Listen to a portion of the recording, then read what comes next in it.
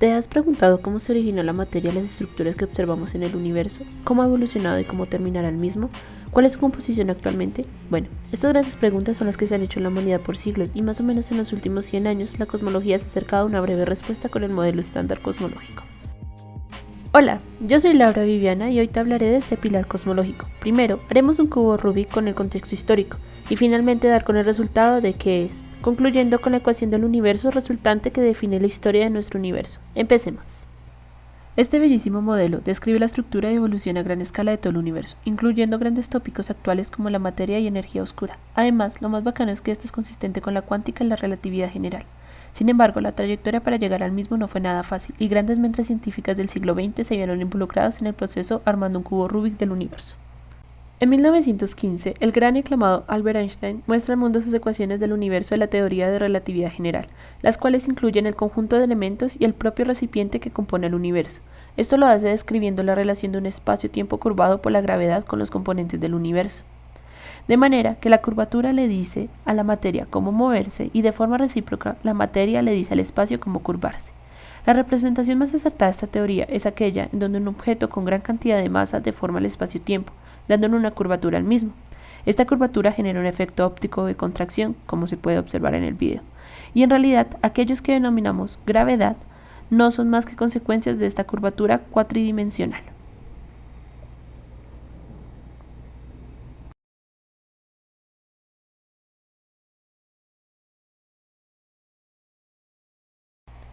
Dos años más tarde, Albert empieza su aventura de analizar la compatibilidad de la relatividad con el principio de Mach. Es decir, quería demostrar que un universo con materia, ojo, esto es importante, con materia podía ser estable.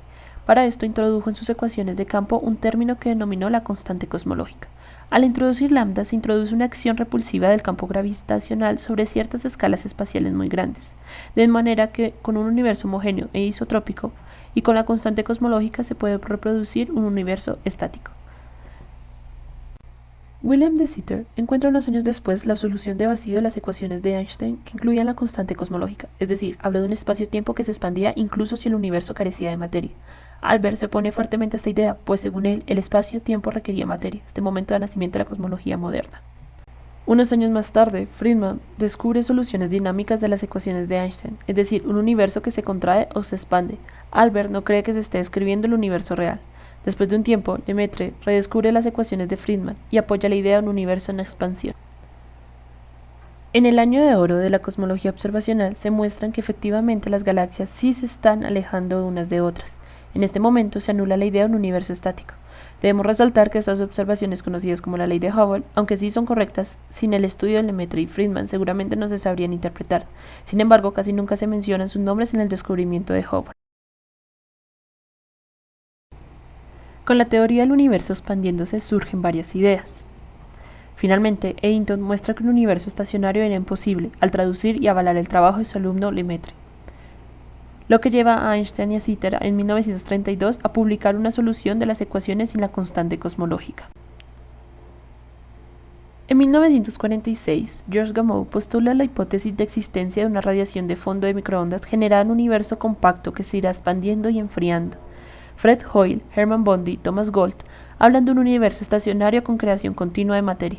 La leyenda cuenta que estos grandes cosmólogos tuvieron la idea después de ver la trama cíclica de la película de terror Dead of Night. Esta hipótesis sería más adelante descartada con las observaciones de los Big Bangeros. Pues para los gloriosos 60 se comprueba la existencia de la radiación de fondo cósmica, y esta se puede explicar con teorías evolutivas. La más conocida y certera es la que conocemos como teoría del Big Bang. El Big Bang incluye la singularidad que originó el universo. También la bariogénesis, la transición quark-gluón, la nucleosíntesis, la recombinación. Y aquello que, en 1980, Alan Guth y Starobinsky definen como la inflación cósmica, la cual añade un periodo de expansión acelerada al universo temprano a la teoría evolutiva. Según esta teoría, la energía que hizo que el universo se expandiera aceleradamente se transformó en materia. Gracias a ella se explica por qué la temperatura del universo parece ser la misma en dirección completamente opuestas en la radiación de fondo. En realidad, este proceso en donde se generó toda la materia es el verdadero Big Bang. Sin embargo, esta teoría aún no es aceptada por toda la comunidad científica. Pero entonces espera, estoy diciendo que el Big Bang no se debe entender como una explosión en donde los objetos se alejan entre sí por ese impulso inicial. Esto es importante. Realmente el recipiente es el que se está expandiendo a un ritmo de dilatación dependiente de la componente dominante en cada etapa del universo. Lo sé, es difícil de imaginar, es mucho poder para nuestro cerebro, pero lo importante es que recuerdes, el universo no se expandió hacia algo, pues este no tiene fronteras. El espacio fue quien se expandió hacia sí mismo. Por la fuerza atractiva de la gravedad, se creía que la expansión se estaba desacelerando, pero las observaciones para 1997 de la supernova de tipo 1A, como la que vemos en el video, confirmaron lo que la ley de Hubble ya había parametrizado. Y es que de una manera robusta mostraron que el universo tenía una expansión acelerada. La única manera de explicar esto fue reintroduciendo la constante cosmológica. Así es como terminamos nuestro cubo Rubik cosmológico, que nos lleva a la formulación del modelo lambda CDM, que es el modelo estándar de la cosmología actual. Mucho texto, ¿verdad? Entonces, ¿qué llevamos hasta ahora? El modelo estándar de la cosmología nos muestra un universo en evolución, es decir, un universo dinámico que se expande desacelerando y acelerando, dependiendo de qué tan primitivo es o si estamos hablando del actual. Esto introduce teorías vigentes, pero para decirlo con gracia mar, se hacen ciertas modificaciones. La primera es que incorpora la relatividad general como la teoría de la gravitación introduciendo la constante cosmológica, pues para un universo primitivo la fuerza de atracción de la gravedad dominaba y después domina la acción repulsiva de la gravitación, generando así la aceleración de expansión en la que nos encontramos actualmente.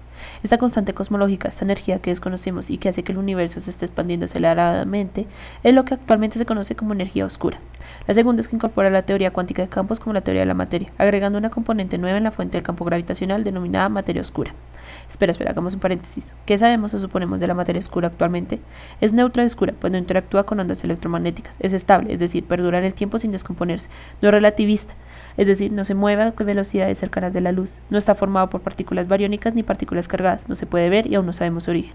Lo único que sí sabemos es que esta materia interactúa de forma gravitacional, y esto es quien la delata. Así fue como la científica Vera Rubin detectó por primera vez la existencia de la materia oscura observando las galaxias y el efecto Doppler en estas, generando la hipótesis de existencia de halos de materia oscura alrededor de las galaxias. Además, es necesario definir aquí un concepto de materia oscura fría para referirnos a poca energía, pues según las simulaciones, esto se requiere para que colapse y forme pozos gravitatorios de enorme masa que atraigan a materia visible, formándose así por colapso también las estrellas, planetas y galaxias. Ojo, que esta materia oscura es diferente a lo que llamamos materia ordinaria, que son todas las partículas que conocemos que forman los planetas, galaxias, estrellas y nebulosas. Cerremos aquí nuestro paréntesis. Así es como las partículas que se mueven muy despacio en la materia oscura lo que conforman la componente de materia del universo. Finalmente, la última componente necesaria para el universo es la radiación, que comprende todo aquello que se comporta de manera relativista, es decir, que su velocidad tiende a ser la velocidad de la luz, como los neutrinos. Los porcentajes de cada uno de los componentes en el universo va cambiando a medida que se evoluciona. ¿Y cómo se conoce el porcentaje de cada uno? Bueno, con tres fáciles procesos. 1. Analizando las oscilaciones acústicas de variones de las anisotropías del fondo de microondas. 2. Midiendo cómo se expande el universo. Y 3. Con la escala de Baugh. Al ver en qué punto coinciden, allí es como llegamos a los resultados. Para acabar este video, hablemos de las soluciones de las ecuaciones de Einstein, o lo que podríamos denominar como las ecuaciones del universo. El modelo FLRW es una solución exacta a las ecuaciones del campo de Einstein de la relatividad general. Describe un universo en expansión, homogéneo e isótropo. Con las simetrías urgentes del principio cosmológico podemos medir el universo a gran escala, como si tomáramos fotos de este en 3D y lo fuéramos ordenando en orden cronológico, es decir, utilizando esta métrica, donde el primer término me describe cómo es el tiempo de su universo y los demás términos el espacio tridimensional, con X como la posición radial y omega como los ángulos polares. De aquí es muy importante destacar el término K, pues este indica la curvatura del espacio tridimensional. Si K es mayor que 0 es un espacio cerrado como una esfera o una papa. Si K es menor que 0, el radio del espacio será complejo y se representará como un paraboloide hiperbólico. Y si K es igual que 0, tenemos un espacio plano. Con el contenido de materia del universo a través de las ecuaciones de Einstein y con las observaciones hechas, todo apunta a que nuestro universo es plano. Ahora tenemos R en función del tiempo.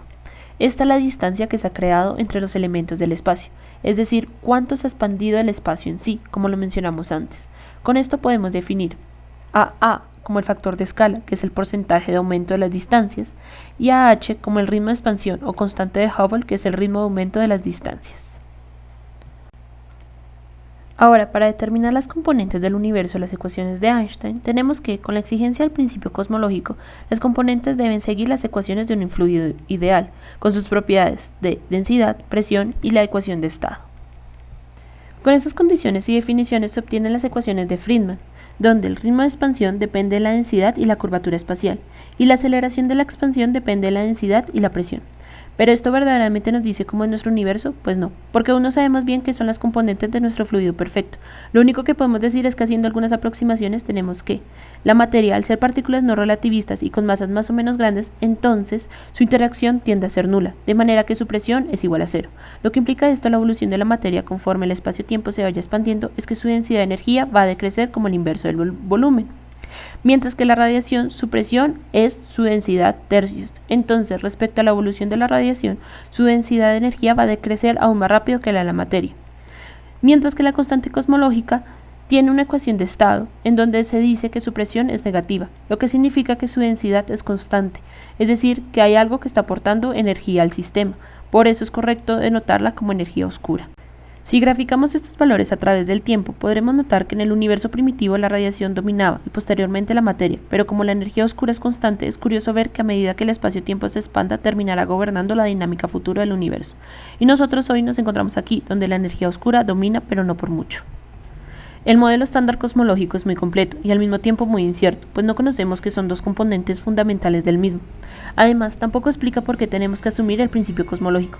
Ciertamente no es el único modelo existente, también existen otros modelos que implican mayores cambios en la teoría de fondo del campo gravitacional, como las modificaciones FDR que, cambiando la dependencia de la densidad lagrangiana en el escalar de la curvatura, nos podemos deshacer de la hipótesis de la energía oscura, o modificaciones FDT que introducen aspectos de torsión en la relatividad general y eliminan el requerimiento de materia oscura.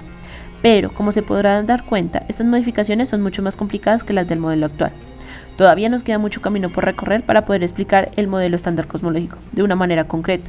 Todavía nos queda mucho que averiguar y ciertamente en estos cortos minutos solo he dado algunas pinceladas de este. Así que si quieren profundizar mucho más, en la descripción encontrarán todas las referencias de este video. La cosmología nos espera. Hasta la próxima.